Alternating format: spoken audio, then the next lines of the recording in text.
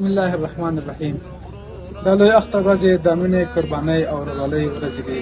نن چې د ابراهیم علیه السلام د اطاعت او قربانۍ یاد تازه کوو، راځئ خپل زړونه له کینې پاک او د مینې، یووالي او اخلاص پیغام خپور کړو. ګرانو مسلمانانو، د اختر ورځې یوازې نوې جامې او خوشحالي نه ده، بلکې د الله تعالی رضا، د خپلوانو پوښتنه او د بېوزلو د یادولو ورځ ده. الله دې زموږ عبادتونه، دعاګانې او قربانۍ قبولې کړي. د الکلیم قدسي عالی لیسې د زده کوونکو په نمایندګۍ خاص ته د نیکمرغه لوی اختر مبارکي وړاندې کوم.